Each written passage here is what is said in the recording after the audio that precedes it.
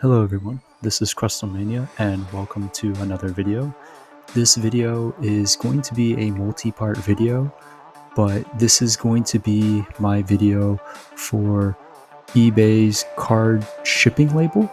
So the eBay shipping label that has limited tracking, and I will break this video up into parts because there are a lot of different parts that are consisted within this process. But first off, I want to give a shout out to Live Laugh Love Disc. Thank you for leaving the comment. As I mentioned in my previous video, that if you guys leave a comment, I will respond in the comments and I'll give you a shout out in the video if the comment is relevant to what I was going to do for a video idea. So thank you again, Live Laugh Love Disc. Really appreciate the comment.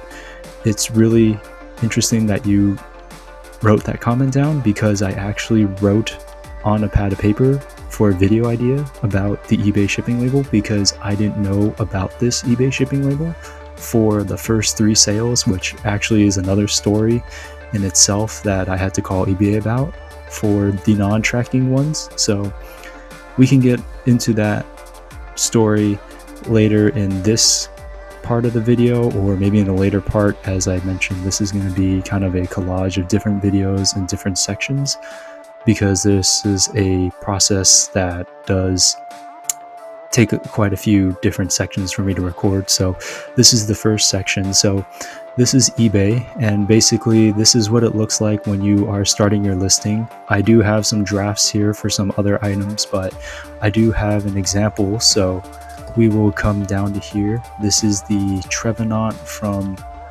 the 2023 Trick or Trade listing, and this is the card I will be using as an example for the listing. So this is what it looks like on the back end of eBay. The title, this is the title. This is the specifics. I like to fill out these specifics. I don't really know if they help the listing, but I just like to do it based on some of the predetermined selections they have. Then usually when you're choosing for singles for cards, they ask you if it's graded or ungraded. So if it's graded in, a PSA slab or a slab by CGC or something like that, or if it's not graded, and this card obviously is not graded just because it's a raw card. And then they ask you for the conditioning. So eBay here does also have a conditioning guide, as you'll see here, which is kind of nice. I still am trying to understand the grading and conditioning for cards. Sometimes it's really hard to tell between near mint light play or light play moderately played, but I try and err on the safe side unless I really know it's like near mint. Like some of the cards definitely look near mint, but if there's even like some whitening on the edges, I normally go towards light played. That's just for me. So those are some card conditionings that you get when you select that it's a card that you're going to sell. And this is the description I do. This is the auction format, so you can basically choose if it's an auction or buy now, and then you can choose how many days the auction is. You can see the sold listings for cards, and you can set the price. You can basically set if you want to do bidding, buy now. Usually if they do buy now, then the price has to be higher than the bidding. So if you switch on buy now, then that person has to buy the card for higher than what the auction price is. And then you can allow offers. I do this depending on what card it is and kind of what value. I sometimes like to put on offers because I do like to negotiate with certain buyers. And before I used to have the offers within a range, because you can set a range for the offers here, but I kind of like to leave it off now. Before I used to do a minimum offer, but that would kind of deter a lot of buyers from buying my listing. And also I kind of like the negotiating aspect, because like if we can't come to a common ground with the lowballing offer that I get, then I guess the card's not for them. But I do like the offer button every once in a while, and I have negotiated with a couple buyers which eventually bought my product from the listing. So anyways, not to get off topic. So this is the part that actually I did not know about. So when you normally have a card, I think it starts it at 11.7. So down here, there are the instructions. Oh yeah, here's the original. So 3 ounce, 11 inch length, 6 inch width, I believe, and then 1 inch. Oh no, I think it's 11 inch length, 6 inch height, and then 1 inch width. So basically, for the eBay standard label, it depends on the ounces, and there also is a size chart difference, and I'll get into the size chart difference later on in a different clip of the video, because there are different envelopes that you can use and there are different size restrictions. But at least on the eBay side, you want to know the envelope size that you're shipping out in first, but you also want to know the ounce of the card. So you want to have the scale, and I have a old scale that's used for kind of like a food scale that my family had that they weren't using at all, so I use that for most of my eBay boxes and envelopes. And in the beginning, I only thought that USPS ground was the traditional thing. So when you normally start a listing, it will start here with 3 ounce, 11 inch by 6 inch by 1 inch, and then it will show USPS ground advantage. So this is actually the cost for like a bubble mailer or shipping with tracking in a paper envelope. I don't know why you pay $5, but most of the time, like if you have a bubble mailer or a padded manila envelope with the bubble wrap inside, it normally shifts to around this price, around $4 to $5 shipping. And that's definitely used for like the higher end cards. I like to do that above any cards above $20. I will probably use this just to ensure it has tracking on it. And what I did in the beginning actually was the USPS first class mail letter. Now, what I didn't realize with this is this does not have tracking. So what I did in the very beginning was I put a forever stamp on there, and it's interesting because with the forever stamp, that only counts for I think 69 cents, but I think it's going up to 72 cents in value, and this is $1.29. So if your envelope was 3 ounces and you put one forever stamp, depending on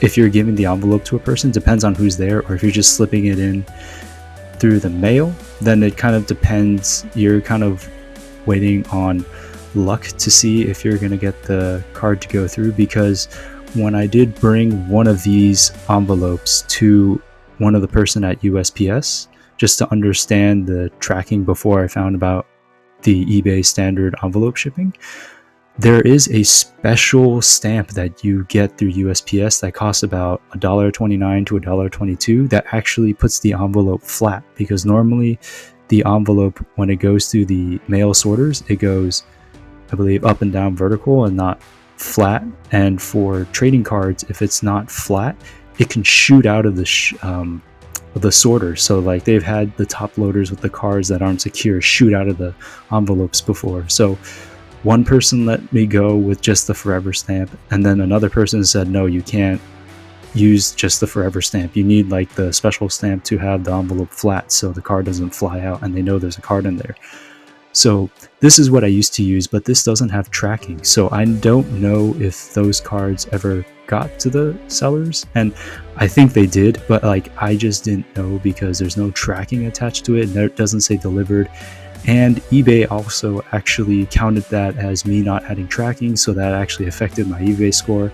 Long story short, I talked to an eBay representative, got that appealed, and that should be appealed off my account, but that did ding me for the first 2 times.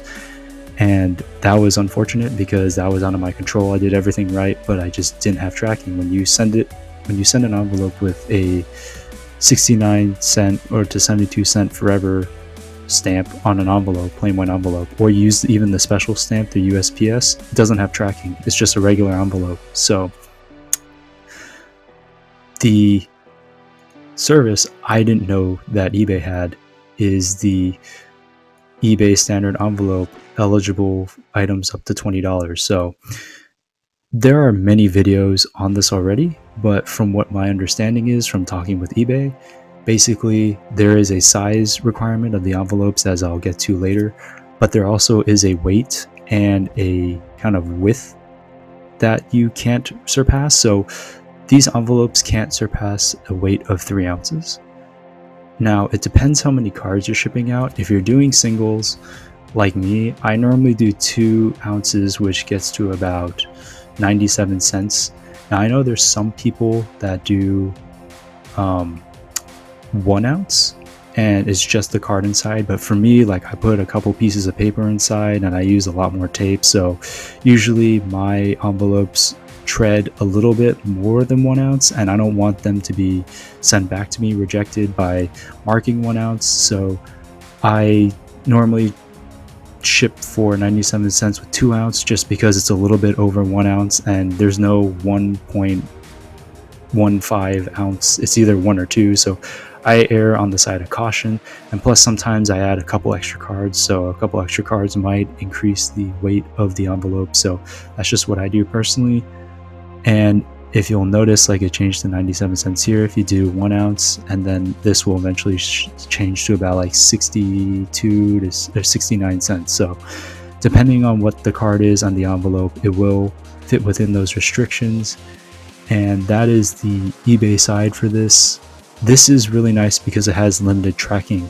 Now, I won't say that the limited tracking is perfect, because there are a couple listings that have gotten to the buyer, but on my back end shows that it's still being shipped. It was never delivered, which is quite interesting because per eBay's policy, when I called them, they said that if you don't hear anything back from the seller, just assume that they got it. So, I mean, I questioned them because one of the listings I had was past the date that it was supposed to deliver, but it said still out for shipping, and it never still, I think to this day, showed it was delivered. But from what they were saying is, oh, if you don't hear back from them, like a claim doesn't come through, then they probably got the card. And from USPS's side, it's up to the USPS worker to scan the envelope through the eBay standard shipping for it to show up on eBay. It's not anybody else's kind of job. It's just whoever's scanning. So if they miss scanning it at the USPS place, let's say I'm shipping a card to New York, if they don't scan in New York, then I don't know, and it's not their fault. They maybe misscanned it and then you don't know for delivery. So there have been scary scenarios I know people have faced, but this is just what I've seen. And just for me, I normally do 2 ounces for this, so I normally charge 97 cents, as I mentioned, just to be on the safer side. But the limited tracking for me gives me some type of safety net, and it gives me some type of insurance with eBay. Now, eBay is not perfect, but at least, you know, if the customer makes a claim and I make a claim, then we both get our money back. I mean, I'd be more disappointed that the card doesn't go to the person, but it does happen. And at least there's some type of insurance on this and a limited tracking system, whether, you know, it's been better, but it's still kind of 50-50 if it works or not. You can kind of see certain places where it goes.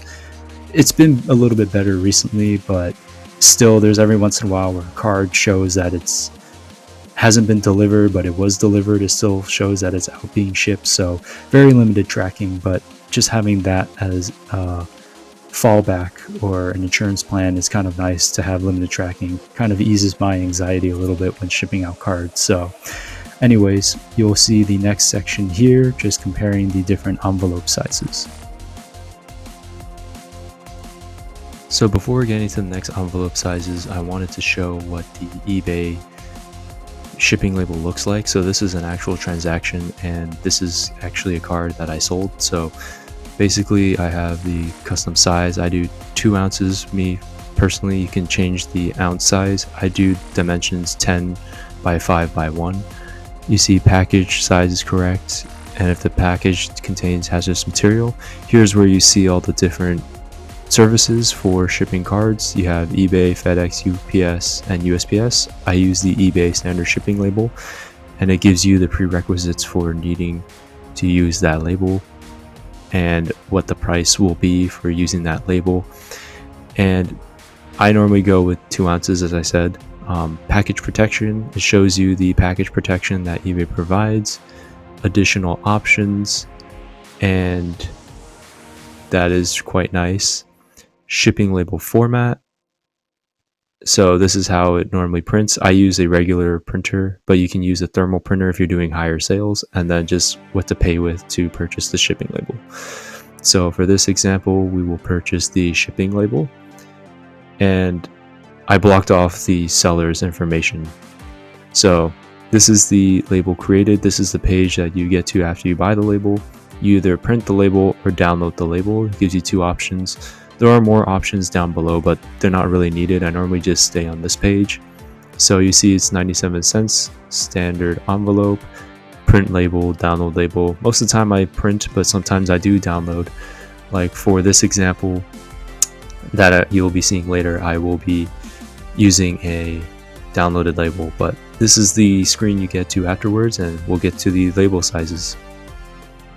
Alright, so this is going to be the last part of the video, and this is going to be comparing different envelope sizes.